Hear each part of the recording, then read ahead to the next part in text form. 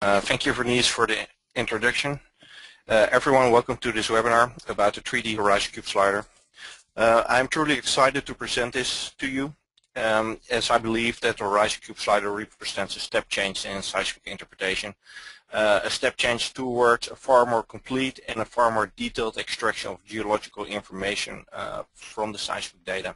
And that will be the core subject of the workflow with the 3D HorizonCube Slider that I'm presenting today.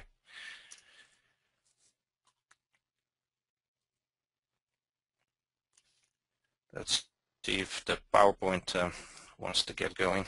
There it goes. Before starting in earnest, I would like to acknowledge some people. First of all, I would like to acknowledge my colleagues at DGB Earth Sciences, but in the development team as well in the project team who created this functionality.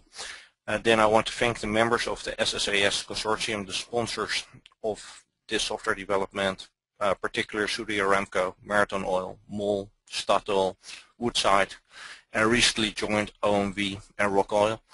And then specifically I want to have an extra thanks to Marathon Oil Corporation who put up additional sponsoring for the 3D HorizonCube Slider, and Dr. Michael Pellissier who identified the need for this kind of additional interpretation functionality and the many original ideas he put into the development of this tool.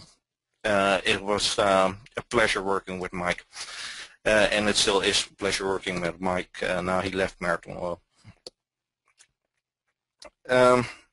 So let's go to what we will do today. First, I will do a quick review of the HorizonCube to refresh our mind, or for the people who are not familiar, to give an introduction. A review of the HorizonCube density attribute, give the background and details of the slider functionality. Then I will give an extensive demo in OpendTect itself, how to use the slider, discuss some future developments, and do a recap back in the PowerPoint presentation. And then after the presentation we will have time, 10-20 minutes, for discussion and questions moderated by Vernice. Once this presentation is done, I hope that you will have the following takeaways. That you understand that the extra value of the 3D HorizonCube in terms of the complexity and richness of information that's in there, understanding, especially geological understanding of what the HorizonCube density attribute means, how to use the slider and the HorizonCube density attribute together to interpret the HorizonCubes to extract that complexity and present it in a clear way, and the benefits of the workflow in terms of getting more geology out of your seismic data, because we can push that a lot further. So let's start at the beginning. What is a HorizonCube again? The HorizonCube is a data structure basically, containing many individual horizons stacked in a chronostratigraphic order. It can be created on 2D data as well as in 3D data, both in full 3D as well as 2D transects to 3D data. The HorizonCube can be constructed with different methods, though the seismic dip-based data-driven method is the most used and the most valuable, and it is the method that we use as input into the work we present in this webinar. Further details are beyond the scope of this webinar, but can be found on the support section and the HorizonCube section of our DGB website. That is www.dgbes.com, as you see here in the lower right corner of my presentation slides. What I do want you to take away, and you see this very well in the zoomed image here, is that the HorizonCube presents a new amount of density and complexity in information found in the seismic data. Ideally, the HorizonCube contains all chronostratigraphic information that is found in the seismic volume. So that's a lot of extra information that you get, a lot of richness and a lot of complexity, and this opens opportunities to carry seismic interpretation a step further, a magnitude step further than we previously could. But it also presents difficulties how to handle the amount and the complexity of the information. So that is where Mike chimed in. He was really posing the question, now we have a HorizonCube, how are we going to deal with this? And from that point, we started developing several strands of tools. One are HorizonCube attributes, one of which I will use extensively in this presentation, HorizonCube density, and the other, that is the subject of this webinar, the 3D HorizonCube Slider. So let's start with the HorizonCube density attribute. The HorizonCube comes in two flavors, truncated and continuous. Truncated means that the horizons are just present where at that particular chronostratigraphic instant you have sedimentation. So they're truncated, and when you flatten the horizons, move them to the Wheeler domain, you will see only a horizon where you have sedimentation and the rest will be empty. It's hiatus, and the hiatus can either represent erosion, bypass, or condensation, depending on where you are in your basin. On the other hand, you can do continuous HorizonCube, which means that the horizons per definition will cover the whole survey area. However, if there's no sedimentation, that horizon will take the same XYZ position as many other horizons. So they will kind of co-join and run together. And that is the domain of the HorizonCube density attribute. So if we have a continuous HorizonCube, then we can conceptually go over that. This is a schematic sketch of what I hope represents a cliniform prograding sequence. And each of those black lines represent a horizon. And you will see, started with the youngest, that horizon goes forever. Then the one with youngest, that horizon joins here together because here I might have bypass or even erosion of the youngest cliniform. They go together. Then here another horizon joins, and here another horizon joins. So the HorizonCube density, the amount of horizons that run together at the same position, increases with the amount of bypass and erosion that's captured in that interval. And the HorizonCube density is measured as an attribute as the number of horizons divided by the time increment. So it is a measure of unconformity in that sense. If I have eroded or bypassed zones, I will have a high HorizonCube density. If I have condensed sections here where horizons, where seismic events and horizons also come together, I will have high HorizonCube density. And where I have rapid deposition and I have conformable sequences, I will have low HorizonCube density. And note this is done in the basin dip direction. However, you can also look at the basin strike direction. You will have discrete sediment input points, whether your coastal and your sediment input points are rivers, or you're in deep water and your sediment input points are basically turbidite channels. They're often discrete. They're not continually distributed along your basin strike direction. So what I hope I draw with some accuracy is a schematic representation of a channel fan complex. And there you see again that where you have the channel fan complex, you will have low HorizonCube density. But when you move sideways away from the channel fan complex, sedimentation will wane, layers, geological layers will come together, seismic events will come together, and seismic horizons will come together, and you will have that represented by a high HorizonCube density. So again, the condensed section is high HorizonCube density. Also internally, in such a channel fan complex, you will see that individual fans might truncate on each other, might downlap on each other, or sidelap on each other, and that will give rise to higher order anomalies within the complex that can be identified with the same attribute.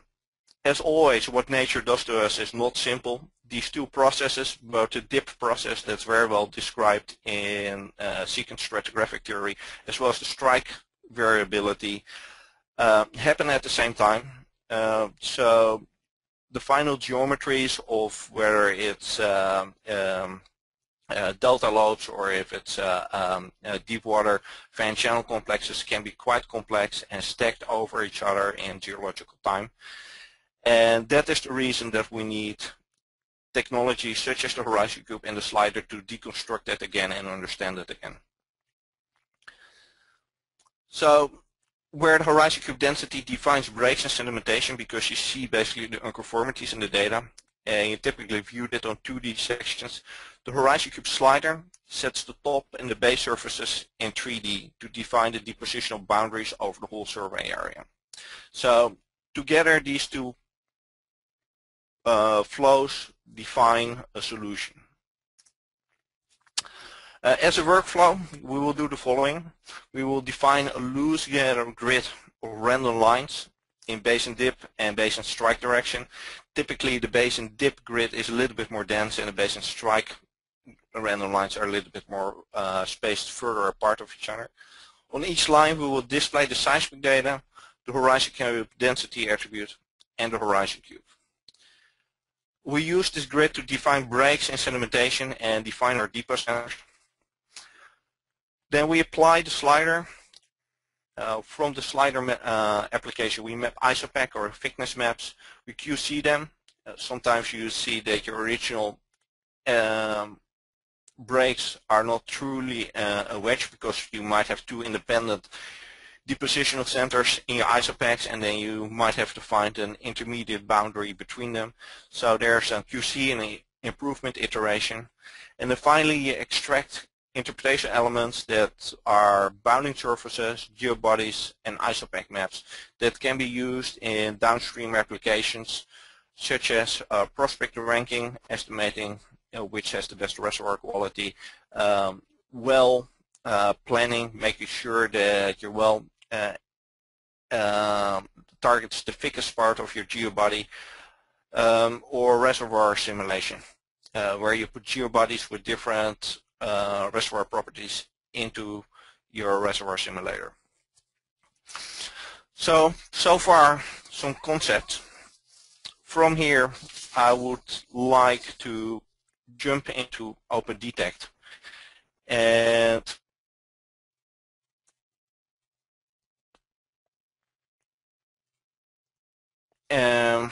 show how this works in a practical sense.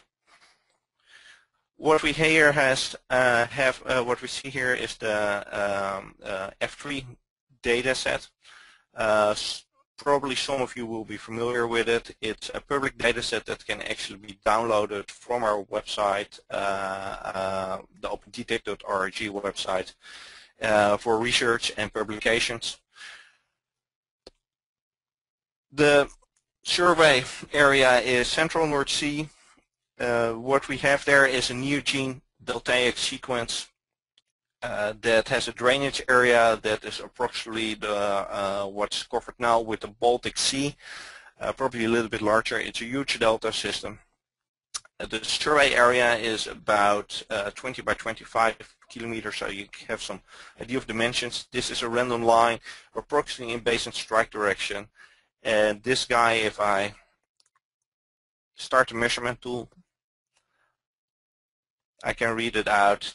This random line is almost 23 kilometers long, so that will give you an idea of the dimensions of this delta. So let's go back and go into some of the elements we already talked about. First, the HorizonCube density. That looks like this here. And if we go to the landward end, we see some anomalies that are related to truncation and bypass. And then when we go to the basinward side, we see some anomalies in that are related to condensation. And you see in both cases very well, the further you go basin inward, the stronger that anomaly becomes, the more condensation you have. And the same goes for this anomalous event. It becomes stronger if you go more landward. And I will show that in conjunction with the HorizonCube how this works. Let me activate that layer. This is the HorizonCube there. I will put the top of the HorizonCube approximately on that boundary. Zoom in a little bit so we can all see it well. and then we can add horizons, and you see more and more horizons starting to merge with the bypass and truncation surface. So if you apply the HorizonCube density attribute, more and more horizons will be counted, and that anomaly will become stronger. On the other side, where you have the downlap and the condensation, you will have the same, though the type of unconformity is of course different. This is a new attribute, one of several new attributes released in 4.4, and the whole series of these new attributes will actually be presented in April's webinar that covers HorizonCube density attributes, I assume also some texture attributes and other new attributes that are in OpendTect. Right now I do want to show how to create this particular attribute and actually process it. You can do that in OpendTect's attribute engine. In the list of attributes you'll find HorizonCube density. You input the HorizonCube that you want to process, and it has to be in continuous type HorizonCube. And you define a time gate. I haven't done many sensitivity analysis on that. It's a new attribute, but the -828 seems to have a good result on this data set, which is sampled 4 milliseconds and has a frequency content up to 75 Hertz. Not sure if any of those parameters are critical, but the results with these parameterizations are good. Now, this gives you a linear scale. It goes from 1 up to several hundreds. And as I'm not sure that the meaning of going from 1 to 10 and say from 70 to 80 is equally important, I do an additional operation on it, as I think that you want to emphasize also the smaller changes going from 1 to 5 to 10. I put the HorizonCube attribute in a mathematics attribute, apply a natural logarithm on it, and then use that as my final output. And that gives you an order of magnitude type of output that tells you do I have like a very strong unconformity or a less strong unconformity. And you see that very well represented in these wedges here, where you have maybe the green and the yellow wedges that are higher order unconformities, and then you have these purple boomers coming out that are your lower order, more important unconformities. And to process this as a volume, you go to this icon and you can start OpendTect processing, store it on a volume, which is quicker, but you can also analyze this on the fly. So let's do some analysis with this. Let's first look at the complete grid that we have here. So this is how I sliced through the data set, and this is typically a sufficient grid to set up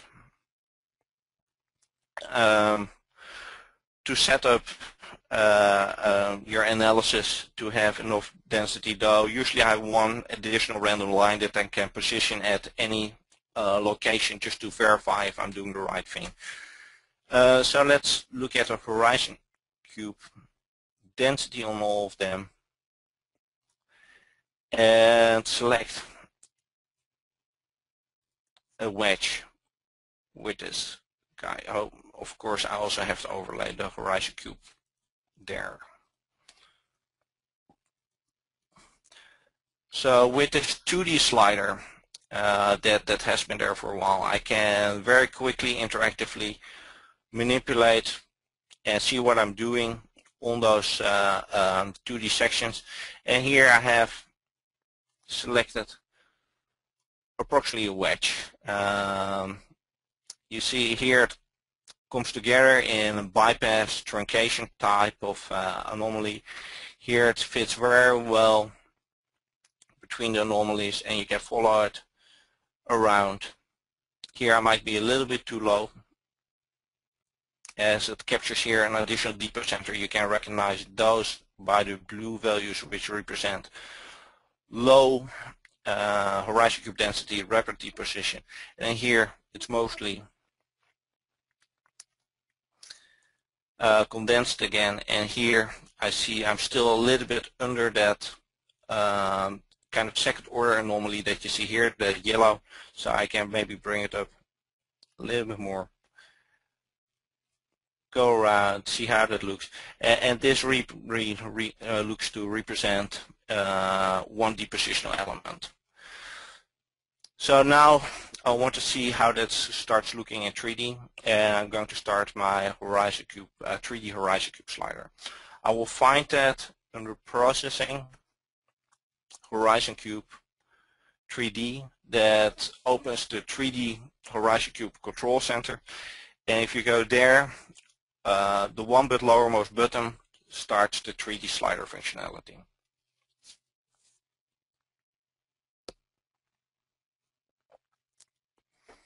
A moment patience here, and I have to excuse myself. I'm doing this on a single screen laptop, which is slightly awkward because I have not enough space, and the graphical limitations of a laptop are probably a little bit too large to do this all out. So there will be some stumbling in this demo. But first let us see what we have. We have now two surfaces that go all over the area, and that is the top surface and the bottom surface of that particular slider. And typically if you have a workstation, good workstation, you can manipulate them with these sliders. Here I will just type in the numbers from what I have established with the 2D slider. So I'm going to position my top surface on index 595 of the HorizonCube. Moved a little bit down. And I'm going to position my bottom surface on index 758 of the HorizonCube. So moved a little bit up.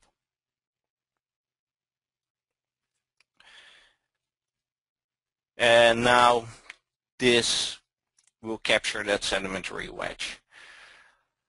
Of course, it looks a little bit boring now, the surface being all white. So you can actually put particular data on those slider surfaces. In this case, I will start with applying a depth surface. You find it here under surface data.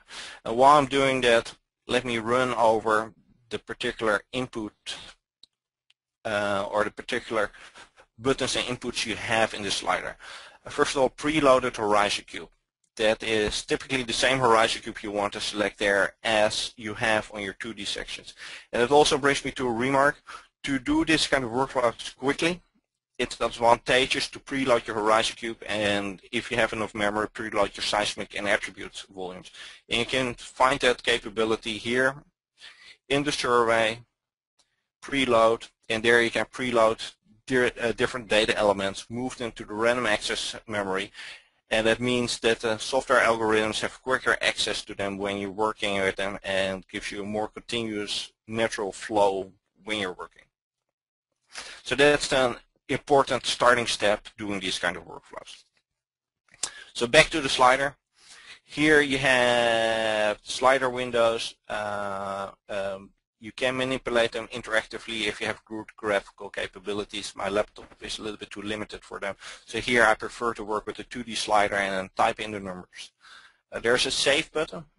You can use that save button to take this particular top surface in the 3D slider and save it as a conventional horizon that later can be loaded in the OpendTect tree. And later in this demo I will show some results of having done that. You can display this guy in full, or you can select none, in which case it will not visible, and that is often mode you work in because you can link this 3D slider to the HorizonCube on the 2D sections. If you do that, then if you move these sliders or type in different numbers, your HorizonCube display on the 2D sections will adjust so you can actually QC your results there too. Then the base slider has the same capabilities, of course.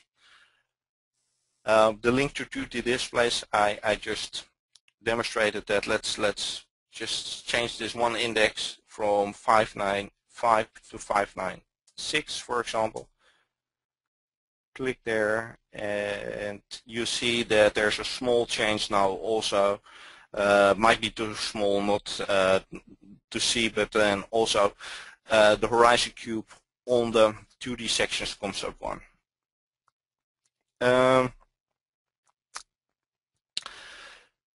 So here you can also lock the top base distance. That is really useful if you choose a small amount of horizons wedged into your top and base surface, because then the isopacks become kind of an instantaneous isopack.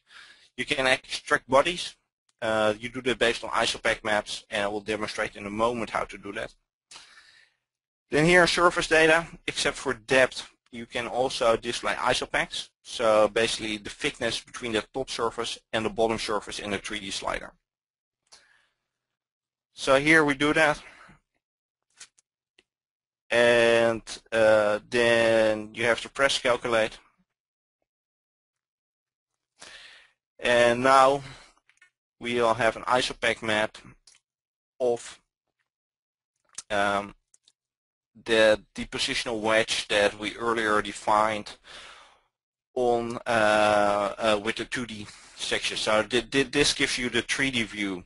You also see that there are two depot centers here, and that is typically where I would go in and QC a little bit more with maybe an additional random line to see how this depositional center is connected to that depositional center here, or if it's not connected at all, and if I have actually two different wedges that I should separate.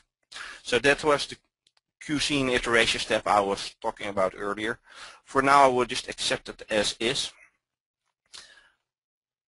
Then here I have one additional capability. I can kind of blank out the finished part of this wedge, which are typically areas of condensation or truncation and bypass. I do that by taking up this red guy here in the color bar, slide it over to only exclude the very thin part. And then here I can tell what to do with that threshold dial, and I can make isopack values that are below that threshold invisible or transparent, and that gives me kind of the location where the wedge is really present. And I can use that for my body extraction. So let me demonstrate that. Typically that's user guided. We put a polygon around this wedge. You can do it automatically based on a similar cutoff value. The disadvantage of that is that near the edges you often have like those little blobs like you see here, and they make the geobody extraction and handling more cumbersome. So it's nicer to go in with a polygon and make a clean cut geobody. So you do a new polygon here, give it a name, and then basically you can trace in a kind of drawing mode the outline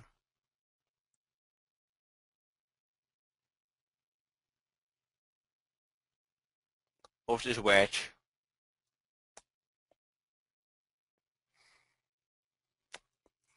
Here I have to move it a little bit to see how that's going. Yeah. Here we're limited mostly by the data rather than the wedge. Then here I right click on the wedge, I say close polygon, and I do it another time and save. Very important to actually save it. I see in trainings that's often forgotten and then nothing happens in the next step. Then we can go back here and we can click body. I can select the polygon, webinar A, and if I press go here, it would extract a geobody that's delimited by the top surface of the 3D slider, the bottom surface of the 3D slider, and the polygon. I won't do that here because it takes a minute to complete, but I will show you the results of this workflow in a moment. So this covers more or less the analysis mode. After this you would typically go in again and maybe select the next wedge up like this, and do the same analysis there and build your way through the volume. I already did this, and I just want to show you some results to give you an impression. I have to reorganize my OpendTect scene a little bit.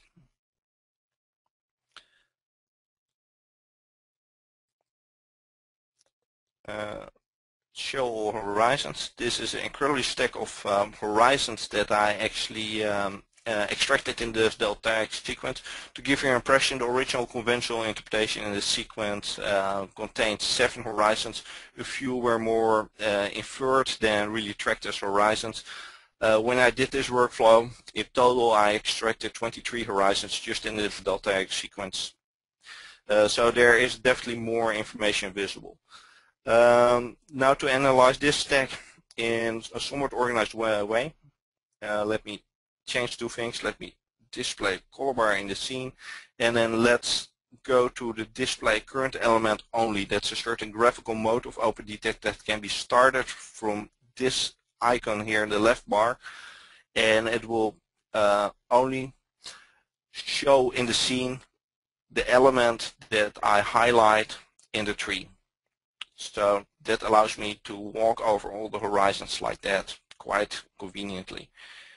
Let's start at the bottom. What you see here is the top surface of the lowermost package that I've analyzed with the isopack map of that sequence. I made a color bar, you see that here, which has about the lowest 10% of the color range transparent, which means if you have a pretty uniform distribution of thicknesses, it will more or less show the whole horizon.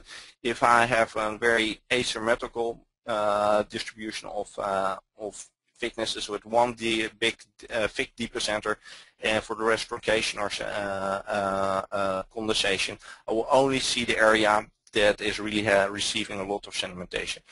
I clipped all the color bars from 0 to about the maximum thickness range, maybe clipped 2% on the top. So we start here.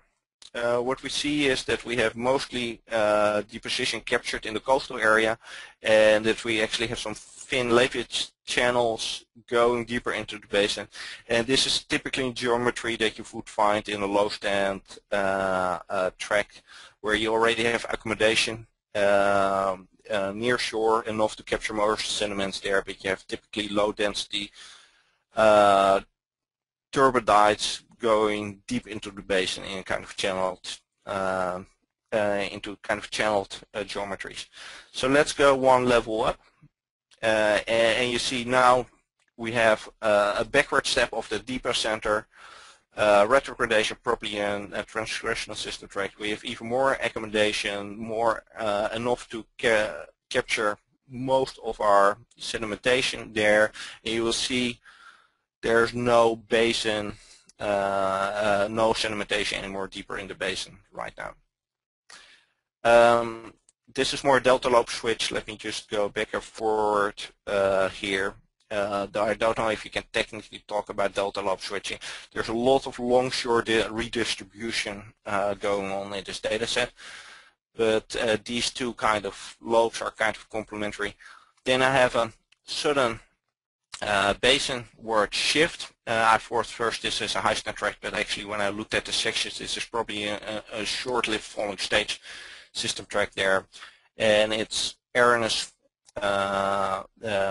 connected to this depot center that needs additional editing, and then it moves back. I have an additional or new transgressional event there. Moves forward. This is a little bit, but still captures most sediments at the coast. So this is typical for a high stand system tract. Not much of the sediments are actually deposited in the deeper basin because there's enough accommodation in the coastal area. And then here I move forward quite a bit. Let me see where I am. Yeah, and probably late high stand, maybe start of the falling stage. And here my whole sedimentation has moved into the basin, deep into the basin, and this is my falling stage system tract horizon. Going one further, we see sedimentation moves back again. Most get captured near the paleo coastline, but I do have again more thickness in the deeper water than previously with the high stand tract, and this is again typical for a low stand system tract where still some low density turbidites are transported into deeper water. Here I actually combined this with some attribute analysis. Looking at the similarity, I made two similarity slices. This looks a little bit deeper in this package. I see that I have a lot of coastline parallel items, and actually when I look at the horizon, you see with what amount of detail that horizon is extracted. These kind of bars or overstepped beaches, retrograding overstepped beaches are very well represented actually in the horizon, in that horizon cube.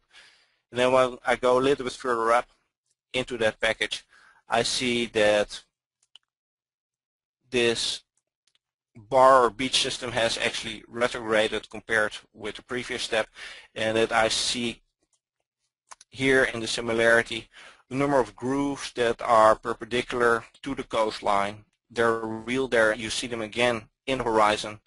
You see them on the similarity volume. They might be kind of tidal gullies like rip tides. If you use the measurement tool again, you can measure how far they're apart, about 600 meters. Oh, and here again 500 meters. That is not a strange distance for rip kind of currents breaking through an older bar system. So that is how you can work with the horizons to do this kind of analysis and understand your system in 3D. You can do equivalent with your geobodies, and I will quickly go through that because I'm running out of time. Let me reorganize this whole scene real quick. Oh, one misclick. But here I took a few of the geobodies that are represented also by the horizons, but here I extracted them as geobodies. Let's start at the oldest one.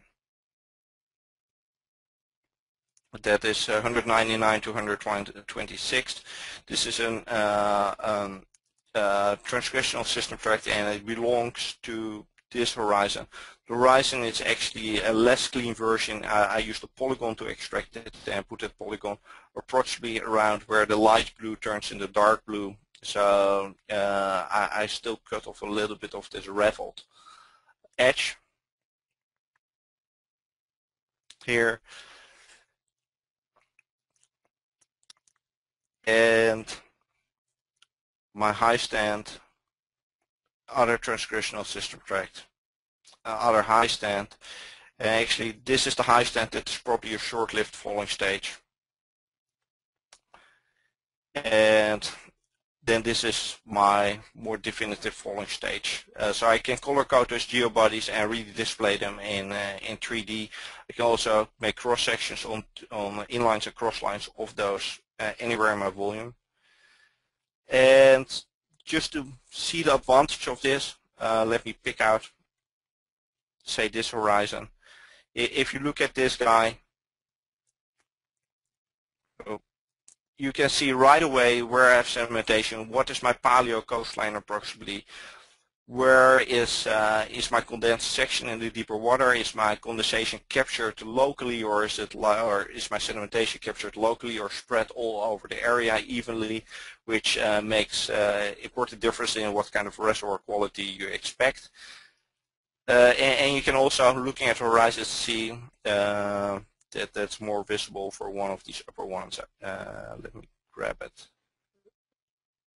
Yeah, this guy. You can see is my depot center located on which side of an, in this case it wouldn't be really in shelf break, but in the coastal plain or on the Kleinofor which again makes important differences as far as reservoir quality. So you can basically read all these geological significant boundaries and positions from all these depositional wedges. So you can analyze this delta X sequence in much more detail. So I spent too much time in this demo, but it's too much fun. So let's go real quick back to the presentation to round it off. What's going to be new in the SSAS sponsor release? It's already available. So if you want it now, you have to become an SSAS sponsor in the consortium. But it will also be available in the 4.6 release, which is expected several months from now. The geobodies will have additional capabilities as far as displaying geobody isopacks and seismic attributes on them, so they have more functionality in common with the horizons that become more useful. There will be operations available on geobodies, such as union, intersection, subtraction, which means that if I have a coastal wedge and a deep water wedge and they are the same coval sedimentation, but there's an area of bypass on the slope between them where I don't have any sedimentation, so they're not physically connected, I can say now connect my coastal wedge and my deep water wedge and really tell it, hey, this is the same geobody, this is the same sedimentation and system tract. In the slider there will be additional capabilities. You can adjust the resolution of the slider surfaces and pre-triangulate, which will make the sliding, the interactive sliding, a bit quicker.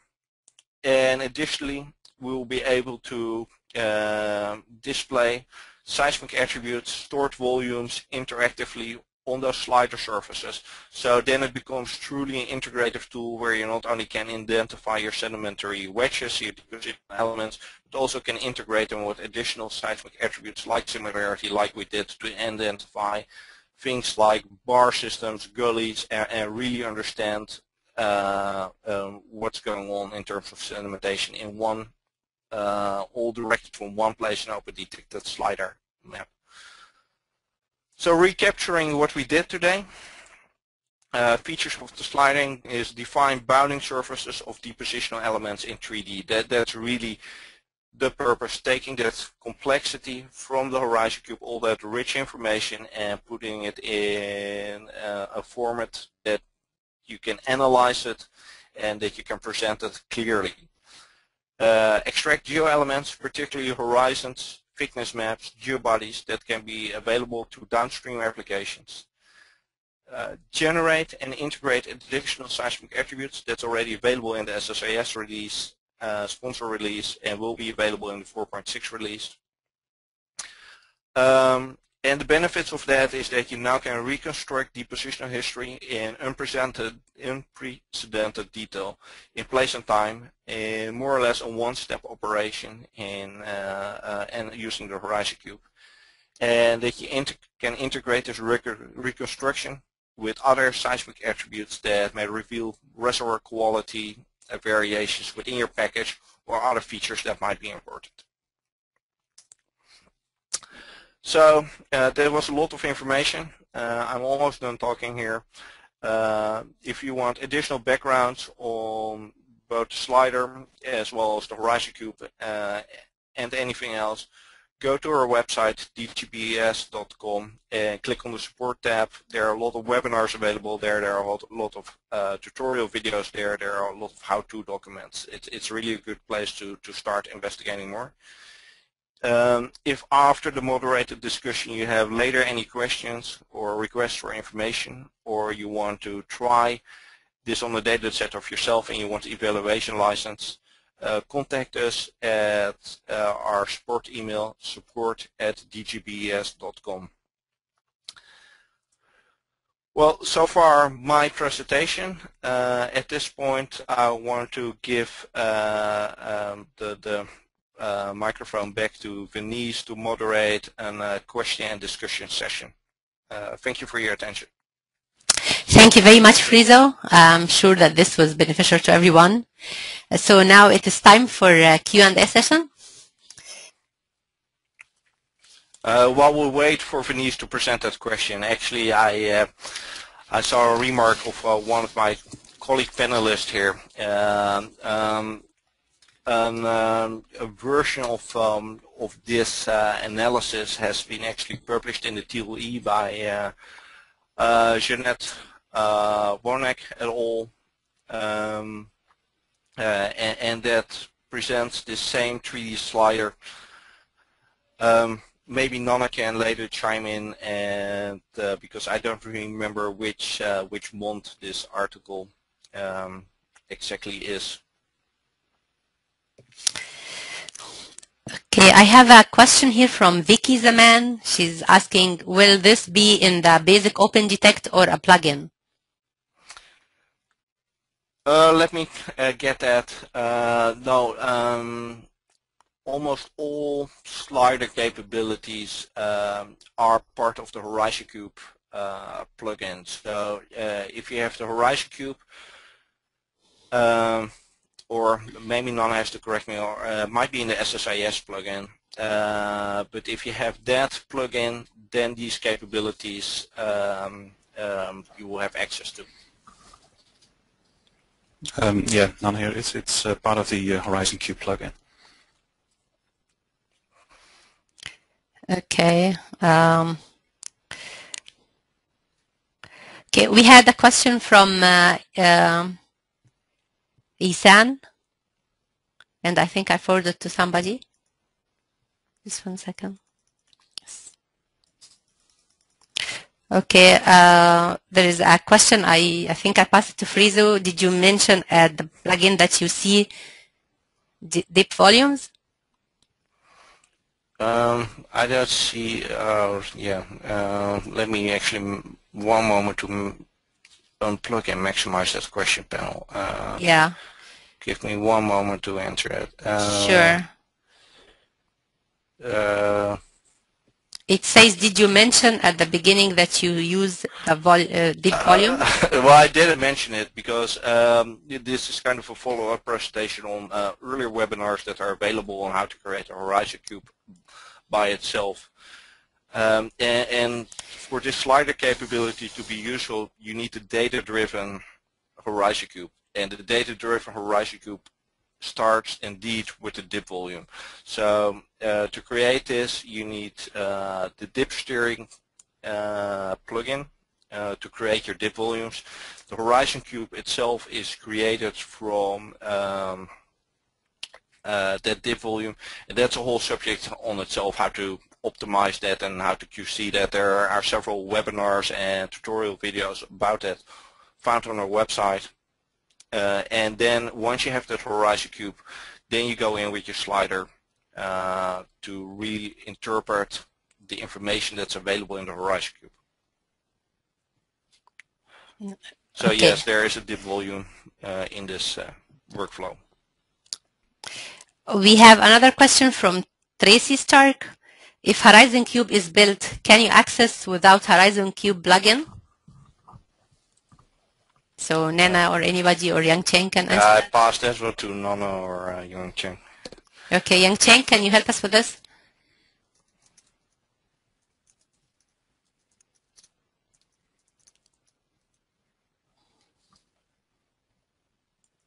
I think Yang Cheng is muted. Maybe Nana can answer this real quick. I can unmute.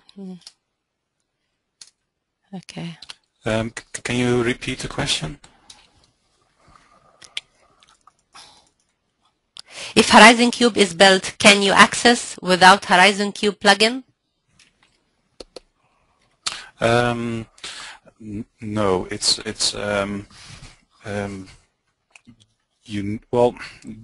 yes and no. It depends on what you want to do with the HorizonCube. Without the plugin, you can display HorizonCubes, but you cannot do any extra calculations on a HorizonCube. So for instance, if you want to compute attributes which are based on the HorizonCube, you need a HorizonCube plugin. If it's just for display purposes, then you don't need a plugin. At least you don't need a license. You have to install a plugin, but you don't need a license itself. Okay, thanks. One other thing, this is David Connolly. As Friso mentioned, these geobodies can be, and horizons can be exported into other applications. So again, you have that ability to, once you have those horizons, then you could move those into OpendTect, say, and display them other attributes. Okay, David, there's another question here. Maybe also you can help us for answering it. And how do you handle faults? That's also from Ihsan. So if you can answer that for us, how we can... Actually, Devanese, let me answer that. Okay, sure. The handling of faults in the interpretation part, it's it's often necessary to integrate your results actually with the faulting to deal with that. But as far as extracting the geobodies, etc., the handling of faults is done when you construct your HorizonCube. Again, that's a little bit beyond the scope of this particular webinar, as we're really focusing on the interpretation. But at the stage where you build the HorizonCube, you have to tell the HorizonCube these are at least the major faults that have significant dip slip. They need to be pre-interpreted and given to the HorizonCube creation algorithm, and you have to manually tell what is the amount of dip slip on the fault, so how the HorizonCube should jump from one side of the fault to the other side of the fault. Once you have done that properly, then the extraction of the wedges, because the HorizonCube, the horizons are correlated on either side of the fault, the extraction of the wedges as far as chronostratigraphy will be good. Of course, then the subsequent, you need the integration with the faulting, because if you look at a reservoir, you want to know if it's compartmentalized or not, if it's connected, etc. But that's downstream of that. Okay, we have a nice comment here from Dennis Norton. He just said, good presentation and powerful tool. So any more questions? I just have one here. What plugins are required to access SSIS?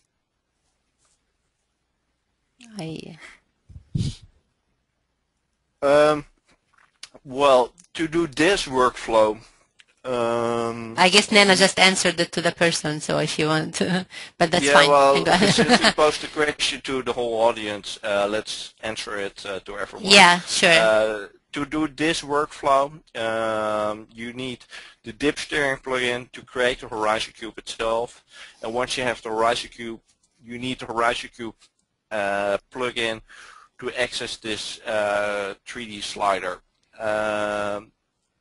Then, in addition to this, if you really want to make Wheeler diagrams, and especially if you want to do the system tracked interpretation, build a stratigraphic kind of interpretation columns and make pseudo base level curves, etc., then in addition you need the SSIS plugin, which is really another part of the interpretational capabilities. But to do just this, what I demonstrated today, you need the dip steering plugin and you need the HorizonCube plugin. Okay, I have a hand raised here from Ogushawa from Nigeria. Okay, go ahead. You can say your question. My second question was not answered. I asked about the 4.6. It's going to be available. Can you repeat again what you said? I'm sorry, it was not very clear, the voice. You said there's going to be a 4.6 OpenTect software available. So I asked when it's going to be available, and it's going to be an online installation. Okay, the question is when 4.6 is going to be available, and yeah. Okay. It's going to be an online installation, and what meetings will be added to it. Okay. Nana, did you hear that question? Yes. The 4.6, our target date is a release around the EHE conference, so that's in June. That's the target date. That will be then indeed a 4.6 release. It will be available online, just as any other releases we have. yeah, to again, just the same as for the 4.4, to be able to do these kind of workflows, you need then the license, or you have to install the dip steering and HorizonCube plugins, and you need a license for that to be able to do this workflow. Does that answer your question? Is that answered your question? Will it be an online installation? Not really. Would the software be installed online as on like 4.4?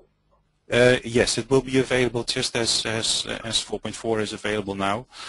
So you can then just go to a website, get the installer, and then from the installer you will be able to get the 4.6 version. Okay, thanks, Nena. Okay, thank you.